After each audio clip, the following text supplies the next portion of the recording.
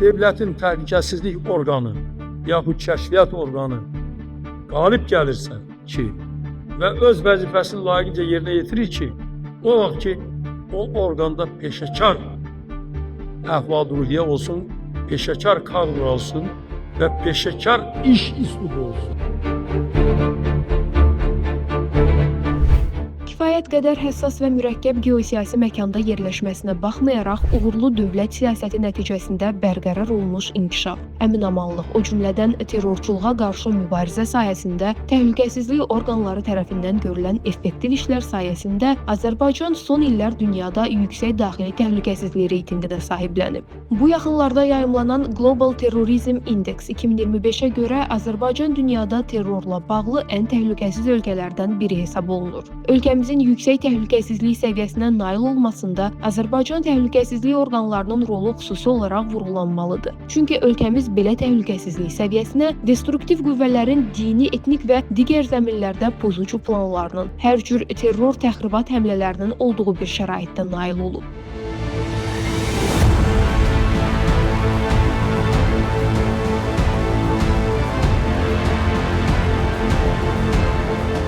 Azərbaycan Təhlükəsizlik orqanlarının yaradılmasının 106-cı il dönümündə xüsusi xidmət orqanlarının əməkdaşları bu ildə peşə bayramlarını qürurla qeyd edirlər. Onu da bildirək ki, bu əlamətdar tarix öz başlanğıcını Azərbaycan Xalq Cümhuriyyətində dövlət təhlükəsizliyinin təmin olunması məqsədi ilə 1919-cu il martın 28-də kəşfiyyat və əks kəşfiyyat xidmətinin yaradılmasından götürür. Azərbaycan Təhlükəsizlik orqanlarının yaranma tarixinə və keçdiyi yola nəzər saldıqda görürük ki, 70 illik Sovet hakimiyyəti dövründə kifayət qədər mürəkkəb şəraitdə Respublikamızda fəaliyyət göstərən Dövlət Təhlükəsizliyi orqanının vəzifəsi əsasən mövcud quruluşu qorumaq, Sovet ideologiyasına zidd düşüncə tərzinin yayılmasının qarşısını almaq olub. Həmin dövrdə xüsusi xidmət orqanında milli kadrların yüksək vəzifə tutmasına uzun müddət imkan verilmədi. Lakin Ulu Öndər Heydər Əliyev Azərbaycan Təhlükəsizlik orqanına rəhbər təyin olunduqdan sonra vəziyyət dəyişdi. Heydər Əliyev bu mühüm dövlət orqanında milli kadrların sayının artırılmasına,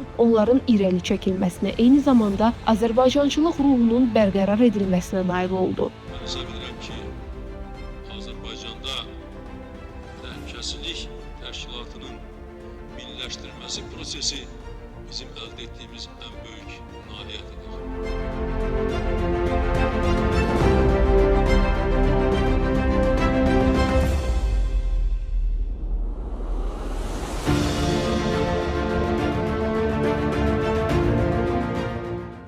Ömrünün 25 ilini təhlükəsizlik orqanlarında fəaliyyətə həsr etmiş ümumilli lider Heydər Əliyev o illər ərzində təhlükəsizlik sistemində əsaslı dönüş yaradıb. Dahi rəhbərin təhlükəsizlik təşkilatında əsasını qoyduğu peşəkarlıq məktəbi hazırda da layiqincə davam etdirilir. Ulu Öndərin xüsusi xidmət orqanlarının səmərəli fəaliyyəti üçün müəyyənləşdirdiyi meyarlar Dövlət Təhlükəsizliyi Xidmətinin şəxsi heyəti tərəfindən daim rəhbər tutulur. Təhlükəsizlik işçisi yüksək keyfiyyətli, yüksək mədəniyyətli işçi olmalı. Belə bir işçi gərək şairlə də danışa bilsin, bəstəkarla da danışa bilsin, yazıçı ilə də danışa bilsin, alimlə də danışa bilsin, adi vətəndaşla da danışa bilsin. Yəni bu belə bir səviyyə. Əgər belə olmasa, o ağı qaradan ayıra bilməz, pisi yaxşıdan ayıra bilməz, cinayəti səhvdən ayıra bilməz, səhvi cinayətdən ayıra bilməz. Dövlət təhlükəsizliyi sayəsində ciddi keyfiyyət dəyişikliyinə nail olunması Prezident İlham Əliyevin də diqqət mərkəzindədir. Dövlət başçısı təhlükəsizlik məsələsinə hər zaman kompleks və sistemli yanaşıb, bu məqsədlə əsaslı struktur islahatları aparılıb. Bunun nəticəsində təhlükəsizlik orqanlarının fəaliyyəti yeni müstəviyə qalxıb. Təsadüfi deyil ki, son illərdə terrorçuluq fəaliyyəti ilə məşğul olan onlarla silahlı dəstə zərərsizləşdirilib. Transmilli cinayətkarlıqla mübarizə sayəsində ciddi nailiyyətlər qazanılıb. Ölkə ərazisindən tranzit daşınması planlaşdırılan tonlarla narkotik vasitələrin qaçaqmalçılığının qarşısı alınıb. Kiber təhlükəsizliyin təmin olunması istiqamətində bir sıra uğurlu əməliyyatlar həyata keçirilib.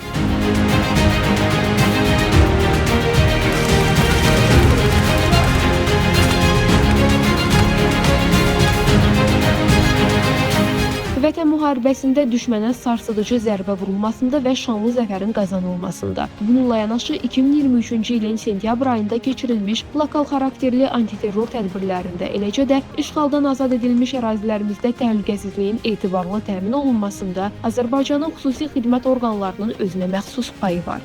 Onlar yeni böyük müharibəyə hazırlaşırlar. Bizdə operativ məlumat var, kəşfiyyat məlumatı var. Biz bilirik, bizim ətrafımızda nələr baş verir, bilirik və bilməliyik. Bizim xüsusi xidmət orqanları çox səmərəli işləyirlər. Həddindən artıq səmərəli işləyirlər.